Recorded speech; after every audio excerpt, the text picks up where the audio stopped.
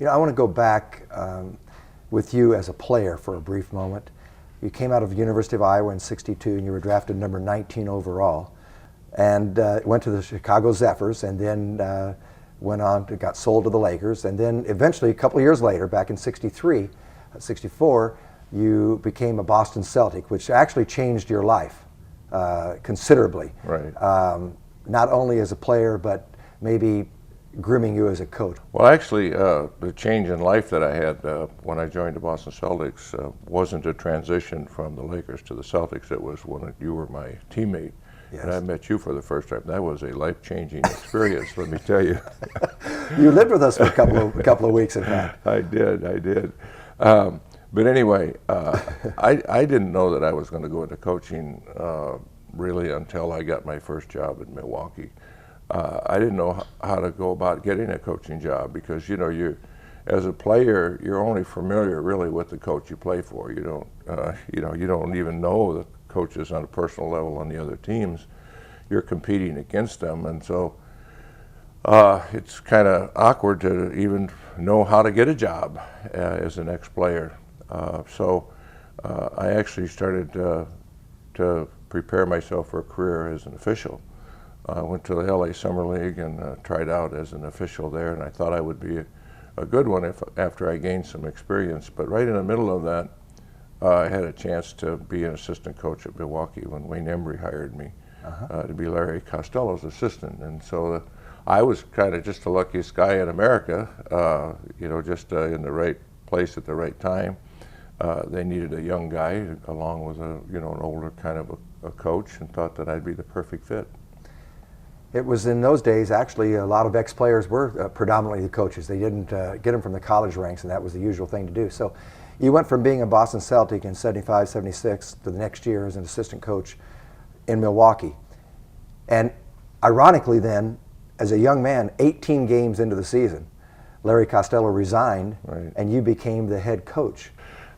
Larry Costello resigned after 18 games. We had lost 15 of 18 games and decided to resign. And as much as I begged him not to, because I figured I'd go too. Yeah, I see. His heart was just made up, and he was not going to continue on. I turned the job down 3 times because I certainly wasn't ready to be a head coach, and I actually wanted to be an assistant for Jack Ramsey eventually. I wanted to go through Larry Costello and Jack Ramsey before I tried to become a head coach to gain the experience. But it was something that the owner at that time, Jim Fitzgerald, wanted me to do, and just said, look, we understand you don't know what you're doing yet, but we're willing to work with you, and we want you to be our guy and just do the best you can. So that's how I got started. Did you make a call back to Red Auerbach and say, what do I do right now? No, I didn't actually, but what I did was just I did it the way the Celtics did it. My first team, I just said, hey, look, I'm not going to lie to anybody here. I'm your new head coach. I don't have a clue what I'm doing, but we're going to do it the way the Celtics did it. And that's how we started. I ran a lot of their plays. I had the defensive setups and concepts that they had, and they were all solid concepts, and we just went from there. You ended up 10 seasons, very successful seasons, by the way. 7 of those seasons, 50 or more wins. I know you had a 60-win season. And you started a trend there, and you were very unique, and they called it Nellie ball. And to this day, everyone knows what Nellie ball is. How do you define Nellie ball? Well, I don't think it started there, really. We were the best defensive team in the league then. I really had a... Sidney Moncrief, Paul Pressey. Yeah, we built a good team through the draft. Marcus Johnson, Sidney Moncrief, and then we got Bob Lanier, and we ended up with a really good team, and we were the best defensive team in the league and had the lowest payroll, which was what we needed to do in Milwaukee at that time. I didn't really get the nickname or the nickname Nellie Ball until later when I was coaching a bunch of bad teams, and so we had to play a different style. Well, one innovation you did bring is the point forward concept, and I know that Paul Pressey, when you had him in Milwaukee, had allowed Ricky Pierce and other shooting guards to not have to handle the offense, and he would play what they call a point forward, which was kind of innovative. That no one had done that. Where did you come up with that idea? Well, just really simple. You know, I always thought that there were a lot of good small point guards who had the ability to shoot the ball.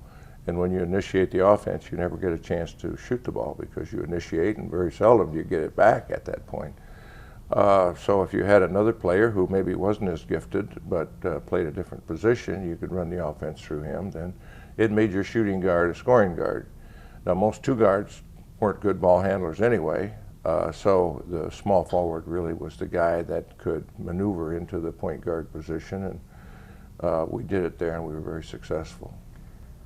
I'm curious to find out if there is one particular team that stands out in your mind as a favorite. I know you had the successful teams in Milwaukee. In fact, 83, 84, you only won 50 games that year, and you'd won 60 before. You'd won 57, but you went to the Eastern Conference Finals and lost to Boston, who eventually became the NBA champs that year. That, I would think, would be, you know, a very, very good team for you to think back upon because you overachieved. And then the 06, 07 Golden State Warriors that all of a sudden won 10 of their last 11 games and then upset Dallas in the first round, the team that had won 67 games, best record in the league that year. Is there one team that stands out? Do you remember those years fondly? Well, actually, every team that I've coached stands out. That because, you know, if you're going to write my MO, it's going to be that I've taken bad teams and made good ones out of them. So each team, you know, in its development, became a good team and became a special team for me. The latest success is the obvious one here, you know, when we did something nobody else has ever done before, beat Dallas in the playoffs. They were the #1 seed, we were the #8 seed, and that was a very exciting time for us. But I've also had a lot of success and a lot of great memories at really every location that I coached, with the exception of New York. That wasn't a very positive one there.